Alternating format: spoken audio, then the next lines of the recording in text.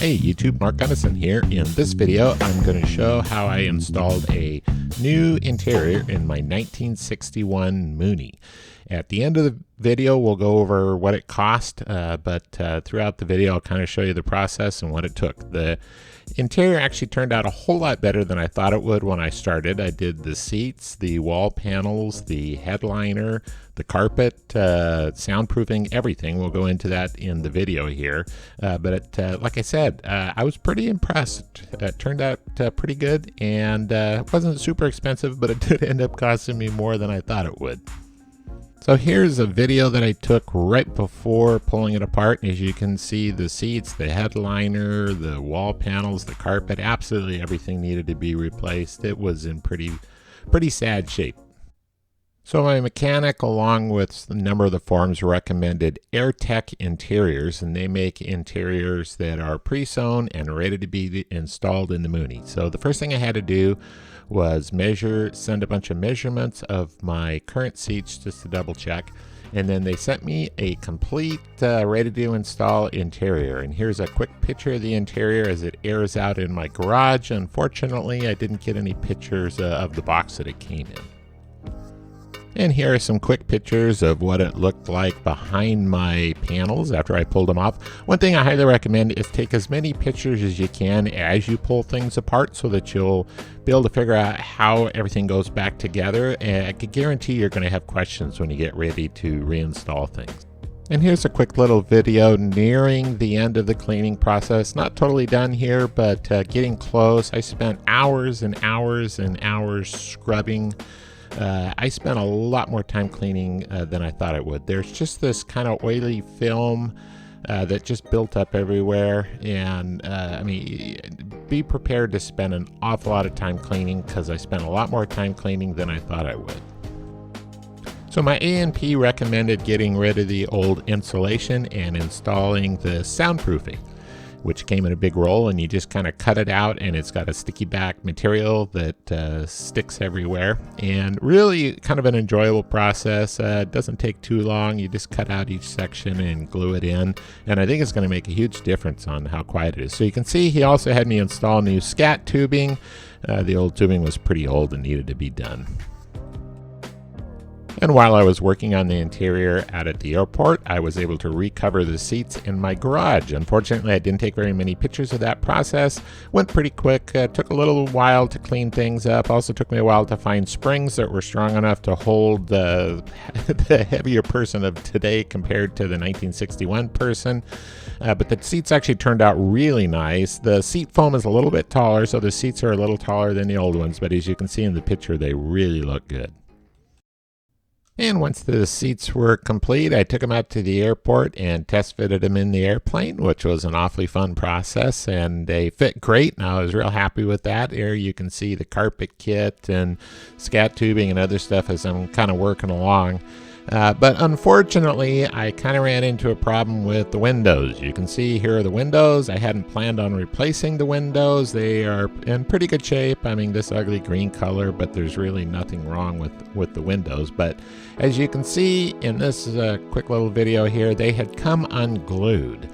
And since the windows had come unglued and I needed to re-glue them, I figured I might as well go ahead and replace them. So that added quite a bit of a little bit of time and money to the project. So one thing that I did that was very helpful is I kept all of the old stuff that I pulled out of the airplane, all the panels and trim pieces and everything, in a pile, and didn't throw anything away. So I was able to refer to all the old parts as I put everything back together. So in addition to the pictures that I had taken early, here's a big pile of the pieces, and you can see the old panels were made out of paneling. I thought that was kind of funny. So anyway, keeping everything very helpful.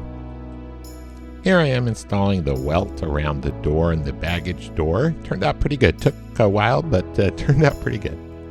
So the part of the remodel that I was dreading the most was the headliner. Originally, I wasn't going to do the headliner. My wife talked me into it. I'm really glad she did because it actually turned out really good. So to do the headliner, you hang the headliner by the ribs, and then you just start in the front and you just slowly work your way back, tightening one section at a time. It's glued in, and it actually turned out really good. I didn't, in this section here, you don't see a final picture of how it looked once everything was tight, but it really turned out good. So I'm really happy with the new windows. They look really good, but they all needed to be trimmed. And after playing around with a few different methods, I found the easiest way to trim the windows was to use an angle grinder first, and then after that, go after it with a sander. You have to put the windows in after the headliner because the clips go in over the headliner. So here you can see when it was done. Took a while, but it actually turned out really nice. So after months of work, I was finally ready to start on the wall panels. The wall panels went in fairly quickly. They're just big pieces, and you just got to figure out how you want to screw them in. There you can see the baggage compartment really look good. So after doing the wall panels, then I painted the frames that go around the windows and installed the frames. Believe it or not, that took more time than it did to install the wall panels. And at that point, I was pretty much done with my install, and it turned out much better than I ever imagined it would. I did discover two problems once I was done. Because the seats are a little bit taller, they have a little more foam in them, and you're not sagging way down like you were because the springs are a little stronger. You sit taller. Because you sit taller, my knees were bumping into the yokes, so I had to buy new used yokes. And the seat belts were a little bit too short since the seats were taller, so I had to buy new seat belts. So that added to the cost of the rebuild. So now let's get into what it costs to do this. And then once we're done with the cost, I'll give my advice to anybody who might want to do this. So when I priced out the interior on Airtex website, I came up with a cost of $2,591 to do the seats, the carpet, and the panels. And then I called them up and placed the order, and they recommended adding the extra foam to make the seats taller and welt and some other items. So then it came with shipping to $3,393. Then my wife talked me into adding the headliner, so then it became $3,823. Still not too bad. So then the A&P talked me into adding the soundproofing, $257, the scat ducting, which was $102, and then there were miscellaneous supplies as far as new hardware, glue, screws, paint, spray paint, so $185 for all of that. And then the windows, that was a whopping $1,380. New used yokes, got those on eBay for $230. And then the seat belts were $1,016, and those aren't installed yet in the pictures, for a final cost of $6,993. I really wish I hadn't added it up because honestly, I thought I was closer to $5,000 on this project. Still very happy with the project. It turned out great, but a little more money than I planned on spending when I first started. That's why the rule in aviation is don't add things up. So what advice would I have for somebody else planning on doing this? First, plan on spending more time than you thought you were going to. It took me 6 months, although I had a surgery and tax season. I'm a CPA in the middle of it. So I think it would have, without that, it probably still would have taken close to 3 months to get the project done. It took a lot longer than I thought it would. And another thing is, as I said earlier, take a lot of pictures so that you can figure out how things came apart and how you want to put them back together. And then also, if you run into a problem, kind of just stop for a while, maybe go home, think it over, and then come back the next day. There were quite a few little tiny steps along the way that I just couldn't quite figure out how I wanted to do it. And after thinking about it, came up with a pretty good solution the next day or a couple days later.